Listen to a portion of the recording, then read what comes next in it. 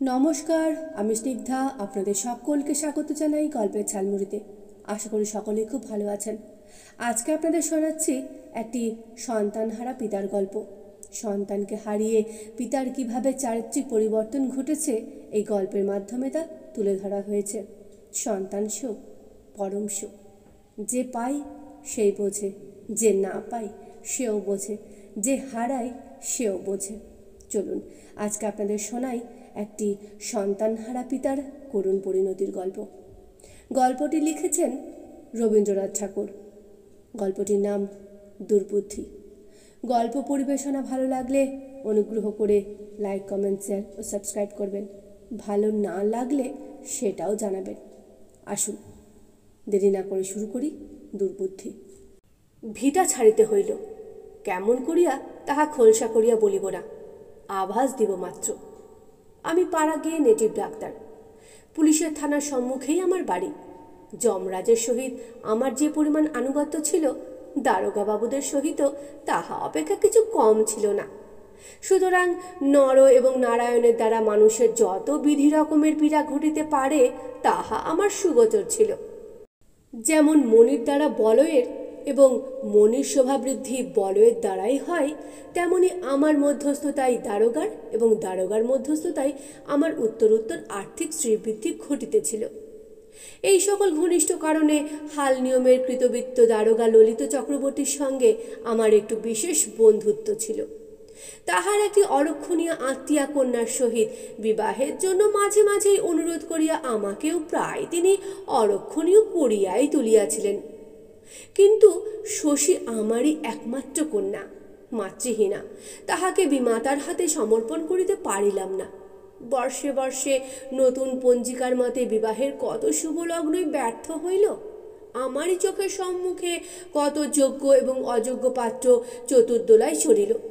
আমি কেবল বরযাত্রীর দলে বাহির বাড়িতে মিষ্টান্ন খাইয়া নিঃশ্বাস ফেলিয়া বাড়ি ফিরিয়া আসিলাম। শশীর বয়স 12 হইয়া প্রায় 13ই পড়ে। কিছু সুবিধা মতো টাকার জোগাড় করিতে পারিলেই মেয়েটিকে একটি বিশিষ্ট বড় ঘরে বিবাহ দিতে পারি, এই আশা পাইয়াছি। সেই কর্মটি শেষ করিতে পারিলে অবিলম্বে আরও একটি শুভকর্মের আয়োজনে মনোনিবেশ করিতে পারিব। সেই অত্যাবশ্যক টাকাটার কথা ধ্যান করিতেছিলাম। এমন সময় তুলসীপাড়ার হরিনাথ মজুমদার আসিয়া আমার পায়ে ধরিয়া কাঁদিয়া পড়িল। কথাটা এই, তাহার বিধবা কন্যা রাত্রে হঠাৎ মারা গিয়াছে। শত্রুপক্ষ গর্ভপাতের অপবাদ দিয়া দারোগার কাছে বেনামি পত্র লিখিয়াছে। এক্ষণে পুলিশ তাহার মৃতদেহ লইয়া টানাটানি করিতে উদ্যত। সদ্য কন্যা শোকের উপর এত বড় অপমানের আঘাত তাহার পক্ষে অসহ্য হইয়াছে। আমি ডাক্তারও বটে, দারোগা বাবুর বন্ধুও বটে, কোনো মতে উদ্ধার করিতে হইবেই। লক্ষ্মী যখন ইচ্ছে করেন তখন এমনি করিয়াই কখনো সদর, কখনো খিড়কি দরজা দিয়া অনাহুত আসিয়া উপস্থিত হন। আমি ঘাড় নাড়িয়া বলিলাম, ব্যাপারটা বড়ই গুরুতর। দু একটা কল্পিত উদাহরণ প্রয়োগও করিলাম। কম্পমান বৃদ্ধ হরিনাথ শিশুর মতো কাঁদিতে লাগিল। বিস্তারিত বলা বাহুল্য। কন্যার অন্ত্যেষ্টি সৎকারের সুযোগ করিতে হরিনাথ ফতুর হইয়া গেল।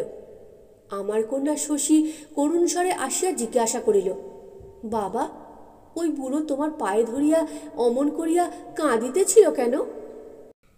আমি তাহাকে ধমক দিয়া বলিলাম, যা যা, তোর এত খবরের দরকার কি? এইবার সৎপাত্রে কন্যাদানের পথ সুপ্রশস্ত হইল। বিবাহের দিন স্থির হইয়া গেল। একমাত্র কন্যার বিবাহ। ভোজের আয়োজন প্রচুর করিলাম। বাড়িতে গৃহিণী নাই। প্রতিবেশীরাই দয়া করিয়া আমাকে সাহায্য করিতে আসিল। সর্বশান্ত কৃতজ্ঞ হরিনাথ দিবারাত্রি খাটিতে লাগিল। সে আনন্দের শুভক্ষণে ঘটিল অশুভ এক ঘটনা। গায়ে হলুদের দিনে রাত 3টার সময় হঠাৎ শশীকে ওলা উঠাই ধরিল। রোগ উত্তর কঠিন হইয়া উঠিতে লাগিল। অনেক চেষ্টার পর নিষ্ফল ঔষধের শিশিগুলো ভূতলে ফেলিয়া ছুটিয়া গিয়া হরিনাথের পা জড়াইয়া ধরিলাম।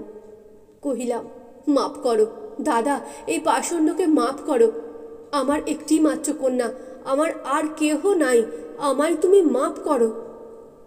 হরিনাথ শশব্যস্ত হইয়া কহিল, ডাক্তারবাবু, করেন কি? আপনি করেন কি? আপনার কাছে আমি চির ঋণী। পায়ে হাত দিবেন না, আপনি ছাড়ুন, উঠুন ডাক্তারবাবু। আমি কহিলাম, নিরপরাধে আমি তোমার সর্বনাশ করিয়াছি, সেই পাপে আমার কন্যা মরিতেছে। এই বলিয়া সর্বলোকের সমক্ষে আমি চিৎকার করিয়া বলিলাম, ওগো, আমি এ বৃদ্ধের সর্বনাশ করিয়াছি, আমি তাহার দণ্ড লইতেছি। ভগবান, আমার শশীকে রক্ষা করুন। বলিয়া হরিনাথের চটি জুতো খুলিয়া লইয়া নিজের মাথায় মারিতে লাগিলাম। বৃদ্ধ ব্যস্ত সমস্ত হইয়া আমার হাত হইতে জুতা কাড়িয়া লইল। পরদিন বেলা 10টায় গায়ে হলুদের হরিদ্রা চিহ্ন লইয়া শশী ইহ সংসার হইতে চিরবিদায় গ্রহণ করিল। তাহার পরদিন এই দারোগাবাবু কহিলেন, ওহে, আর কেন, এইবার বিবাহ করিয়া ফেল। দেখাশোনার তো একজন লোক চাই নাকি? মানুষের মর্মান্তিক দুঃখ শোকের প্রতি এরূপ নিষ্ঠুর অশ্রদ্ধা শয়তানকেও শোভা পায় না। কিন্তু নানা ঘটনায় দারোগার কাছে এমন মনুষ্যত্বের পরিচয় দিয়াছিলাম যে কোনো কথা বলিবার মুখ ছিল না। দারোগার বন্ধুত্ব এই সেদিন যেন আমাকে চাবুক মারিয়া অপমান করিল। হৃদয় যতই ব্যথিত থাক, কর্মচক্র চলিতেই থাকে। আগেকার মতোই ক্ষুধার আহার, পরিধানের বস্ত্র, এমনকি চুলার কাঠ এবং জুতার ফিতা পর্যন্ত পূর্ণ উদ্যমে নিয়মিত সংগ্রহ করিয়া ফিরিতে হয়। কাজের অবকাশে যখন একলা ঘরে আসিয়া বসিয়া থাকি, তখন মাঝে মাঝে কানে সেই করুণ কণ্ঠের প্রশ্ন বাজিতে থাকে, বাবা, ওই বুড়ো তোমার পায়ে ধরিয়া কেন অমন করিয়া কাঁদিতেছিল?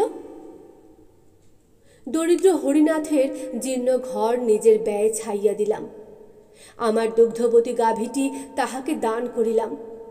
তাহার বন্ধকি জোতজমা মহাজনের হাত হইতে উদ্ধার করিয়া দিলাম। কিছুদিন সদ্য শোকের দুঃসহ বেদনায় নির্জন সন্ধ্যায় এবং অনিদ্র রাত্রে কেবলই মনে হইত, আমার কোমল হৃদয়া মেয়েটি সংসার লীলা শেষ করিয়াও তাহার বাপের নিষ্ঠুর দুষ্কর্মে পরলোকে গিয়াও কোনো মতেই শান্তি পাইতেছে না। সে যেন ব্যথিত হইয়া কেবলই আমাকে প্রশ্ন করিয়া ফিরিতেছে, বাবা, কেন এমন করিলে? কিছুদিন এমনি হইয়াছিল, গরিবের চিকিৎসা করিয়া টাকার জন্য তাগিদ করিতে পারিতাম না। কোনো ছোট মেয়ের ব্যামো হইলে মনে হইত আমার শশী যেন পল্লীর সমস্ত রুগ্না বালিকার মধ্যে রোগ ভোগ করিতেছে। তখন পুরো বর্ষায় পল্লী ভাসিয়া গেছে। ধানের ক্ষেত এবং গৃহের অঙ্গন পার্শ্ব দিয়া নৌকায় করিয়া ফিরিতে হয়। ভোর রাত্রি হইতে বৃষ্টি শুরু হইয়াছে, এখনো বিরাম নাই। জমিদারের কাছারি বাড়ি হইতে আমার ডাক পড়িয়াছে। বাবুদের পানসির মাঝি সামান্য বিলম্বটুকু সহ্য করিতে না পারিয়া উদ্ধত হইয়া উঠিবার উপক্রম করিতেছে। ইতিপূর্বে এইরূপ দুর্যোগে যখন আমাকে বাহির হইতে হইত, তখন একটি লোক ছিল যে আমার পুরাতন ছাতাটি খুলিয়া খুলিয়া বারংবার দেখিত তাহাতে কোথাও ছিদ্র আছে কি না, এবং একটি ব্যগ্র কণ্ঠ বাদলার হাওয়া ও বৃষ্টির ছাঁট হইতে সযত্নে আত্মরক্ষা করিবার জন্য আমাকে বারংবার সতর্ক করিয়া দিত। আজ শূন্য নীরব গৃহ হইতে নিজের ছাতা নিজে সন্ধান করিয়া লইয়া বাহির হইবার সময় তাহার সেই স্নেহময় মুখখানি স্মরণ করিয়া একটুখানি বিলম্ব হইতেছিল। তাহার রুদ্ধ শয়ন ঘরটার দিকে তাকাইয়া ভাবিতেছিলাম, যে লোক পরের দুঃখকে কিছুই মনে করে না, তাহার সুখের জন্য ভগবান ঘরের মধ্যে এত স্নেহের আয়োজন কেন রাখিবেন? এই ভাবিতে ভাবিতে সেই শূন্য ঘরটার দরজার কাছে আসিয়া বুকের মধ্যে হু হু করিতে লাগিল। বাহিরে বড়লোকের ভৃত্যের তর্জন স্বর শুনিয়া তাড়াতাড়ি শোক সম্বরণ করিয়া বাহির হইয়া পড়িলাম। নৌকায় উঠিবার সময় দেখি থানার ঘাটে ডোঙা বাঁধা, একজন চাষা কৌপিন পরিয়া বৃষ্টিতে ভিজিতেছে। আমি জিজ্ঞাসা করিলাম, কিরে? উত্তরে শুনিলাম, গত রাত্রে তাহার কন্যাকে সাপে কাটিয়াছে। থানায় রিপোর্ট করিবার জন্য হতভাগ্য তাহাকে দুর্গ্রাম হইতে বাহিয়া আনিয়াছে। দেখিলাম সে তাহার নিজের একমাত্র গাত্রবস্ত্র খুলিয়া মৃতদেহ ঢাকিয়া রাখিয়াছে। জমিদারি কাছারির অসহিষ্ণু মাঝি নৌকা ছাড়িয়া দিল। বেলা 11টার সময় বাড়ি ফিরিয়া আসিয়া দেখি তখনও সেই লোকটা বুকের কাছে হাত পা গুটাইয়া বসিয়া বসিয়া ভিজিতেছে। দারোগা বাবুর দর্শন মেলে নাই। আমি তাহাকে আমার রন্ধন অন্নের এক অংশ পাঠাইয়া দিলাম। সে তাহা ছুঁইলও না পর্যন্ত। তাড়াতাড়ি আহার সারিয়া কাছারির রোগীর তাগিদে পুনরায় বাহির হইলাম। সন্ধ্যার সময় বাড়ি ফিরিয়া দেখি তখনও লোকটা একেবারে অভিভূতের মতো বসিয়া আছে। কথা জিজ্ঞাসা করিলে উত্তর দিতে পারে না, মুখের দিকে তাকাইয়াই থাকে। এখন তাহার কাছে এই নদী, এই গ্রাম, এই থানা, এই মেঘাচ্ছন্ন আর্দ্র পঙ্কিল পৃথিবীটা স্বপ্নের মতো। বারংবার প্রশ্নের দ্বারা জানিলাম। একবার একজন কনস্টেবল আসিয়া জিজ্ঞাসা করিয়াছিল ট্যাঁকে কিছু আছে কি না। সে উত্তর করিয়াছিল, সে নিতান্তই গরিব, তাহার কিচ্ছু নাই। কনস্টেবল বলিয়া গেছে, থাক বেটা, তবে এখন বসিয়া থাক। এমন দৃশ্য পূর্বেও অনেকবার দেখিয়াছি, কখনো কিছুই মনে হয় নাই। আজ কোনো মতেই সহ্য করিতে পারিলাম না। আমার শশীর করুণা গদগদ অব্যক্ত কণ্ঠ সমস্ত বাদলার আকাশ জুড়িয়া বাজিয়া উঠিল। এই কন্যাহারা বাক্যহীন চাষার অপরিমেয় দুঃখ আমার বুকের পাঁজরগুলোকে যেন ঠেলিয়া ঠেলিয়া উঠিতে লাগিল। দারোগা বাবু বেতের মোড়ায় বসিয়া আরামে গুড়গুড়ি টানিতেছিলেন। তাহার কন্যাদায়গ্রস্ত আত্মীয় মেশোটি আমার প্রতি লক্ষ্য করিয়াই সম্প্রতি দেশ হইতে আসিয়াছিলেন। তিনি মাদুরের উপর বসিয়া গল্প করিতেছিলেন। এই সময় আমি একদমে ঝড়ের বেগে সেখানে উপস্থিত হইলাম। চিৎকার করিয়া বলিলাম, আপনারা মানুষ না পিশাচ? এই বলিয়া আমার সমস্ত দিনের উপার্জনের টাকা ঝনাথ করিয়া তাহার সম্মুখে ফেলিয়া দিয়া কহিলাম, টাকা চান তো? এই নিন, যখন মরিবেন সঙ্গে লইয়া যাইবেন। এখন অনুগ্রহ করিয়া এই লোকটিকে ছুটি দিন ও কন্যা সৎকার করিয়া আসুক। বহু উৎপীড়িতের অশ্রুসেচনে দারোগার সহিত ডাক্তারের যে প্রণয় বাড়িয়া উঠিয়াছিল তাহা এই ঝড়ে ভূমিষ্যাৎ হইয়া গেল। অনতিকাল পরে দারোগার পায়ে ধরিয়াছি। তাহার মহাদাসয়তার উল্লেখ করিয়া অনেক স্তুতি এবং নিজের বুদ্ধিভ্রংশ লইয়া অনেক আত্মধিকার প্রয়োগ করিয়াছি, কিন্তু শেষটা আর রক্ষা হইল না। শেষটাই ভিটা ছাড়িতে হইল। ধন্যবাদ গল্পটি শোনার জন্য। ভালো লাগলে অনুগ্রহ করে আমার পাশে থাকবেন। আবার আসবো অন্য গল্প নিয়ে। ততক্ষণে সকলেই ভালো থাকবেন।